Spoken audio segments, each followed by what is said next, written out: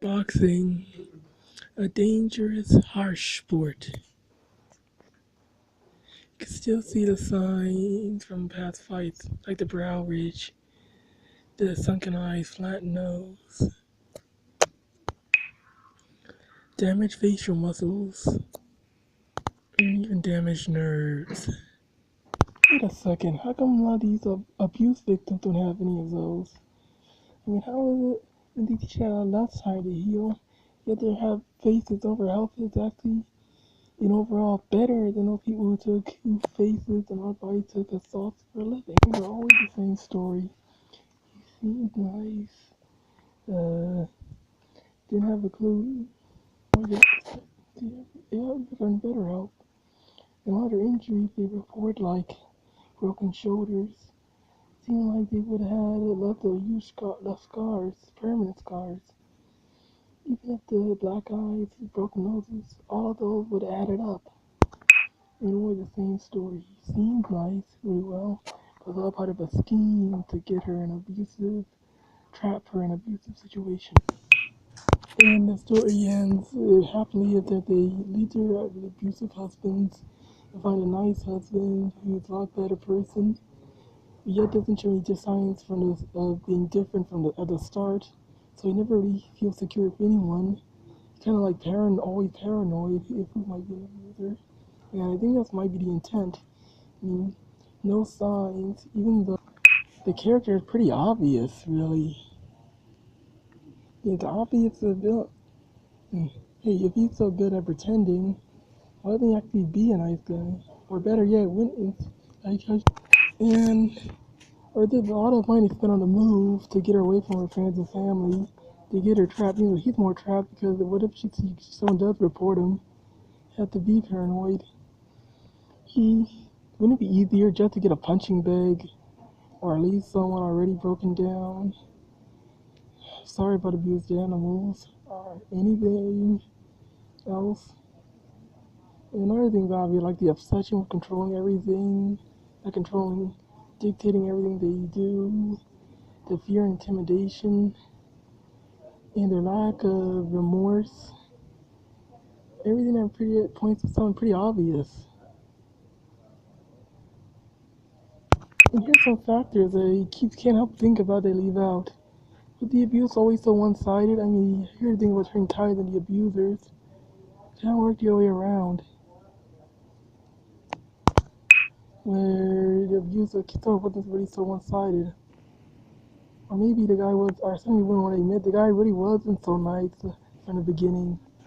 He showed the really tough mean guy who wants to fight everyone else until he turned on to the partner. Or maybe he really was nice for a while, but went crazy. Maybe some of the stuff sounds like a bipolar disorder or some mental illness.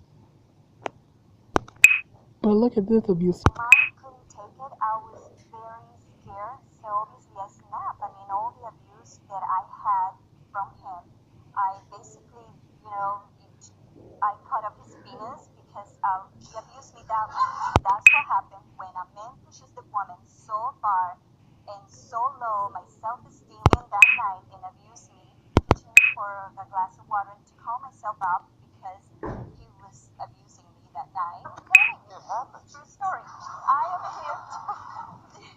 This is the truth. This is the true story. Penis in one hand and the knife in the other. John Bobbitt has always denied the allegations of abuse of Lorena and was acquitted of the charge of marital sexual assault in 1993. Lorena was found not guilty and not liable for her actions by reason of temporary insanity. You know that's coming from the mutilator. And he was cheating with multiple women. He disappeared for 1 day to 2 days. Will turn out to be that he turned into an alcoholic. He was doing drugs and he was cheating with multiple women. You think that's the reason she cut off his penis and the rest of the stuff was made up? I mean, you're listening to the mutilator, to the effing mutilator. You dumbass. Sorry, I am here. This is the truth. This is the truth. Says the mutilator. Hey, what happens when a woman abuses a man? Hey, that explains some of those abuse stories, like I said, not so one-sided. Maybe those abuse stories, they were pushed. Maybe that's the reason you wonder why they stay. It's saying some variables in some cases that no one would admit to if it did. Even if I hit him first, that makes it okay for him to do that to me. If I feel this double outside with cameras, paparazzi, journalists, fans, neighbors, there were helicopters circling, so I feel like I went to sleep with Rihanna and woke up with Britney Spears or something, just to give you the level of chaos. And I'm like, if I feel this depressed, then what is he going through? Again, lying to yourself. That's not lying, that's wondering. I had to protect him. The whole world hates him now. His fans, his career. He lost me. I just didn't let him know. Don't do anything stupid. You mean like hurt himself? Yes. You thought he might actually try to kill himself? Everything was going through my head because I know he's never had to deal with something like this. I'm not saying that's an excuse for me to go back. Of course you're not. I was thinking about to go back. Again, that's not lying, that's wondering. See, their part is the same story, like compassion with their weakness. The main weakness was compassion. I didn't do it. This happened to me, and it can happen to anybody. Again, with the paranoia. We're trying to start paranoia, fear-mongering. Well, according to anyone, it's technically an assault, I would say. I'll call it an assault, it can anyone. Men beat other men, and women beat up other women anytime, so of course it could happen to anyone. But you're trying to, I consider that an assault more. Young girls, when they go through it, I'll say that to any young girl who's going through domestic violence. What about boys? Don't react off of love. That my selfish decision for love could result into some young girl getting killed. I could not be easy with that part. I couldn't be held responsible for telling them to go back. Even if Chris never hit me again, who's to say that their boyfriend won't? Who's to say that they won't kill these girls? And these are young girls. Okay, then let's hold Rihanna responsible for the young boys murdered and battered by their girlfriend or cut up by their girlfriends. You know, how about Renee Bob, Lorena? Let's hold her responsible for the murder of Travis Alexander. She probably finds these kind of stories where boys getting murdered probably delightful.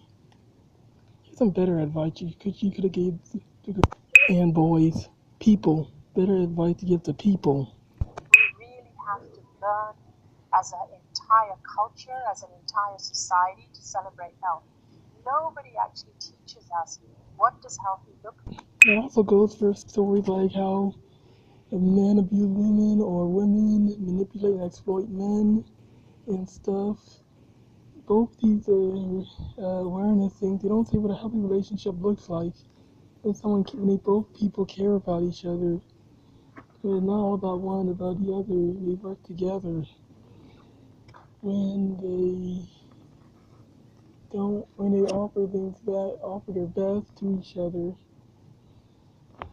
They only focus how people are manipulated and beaten and abused and exploited.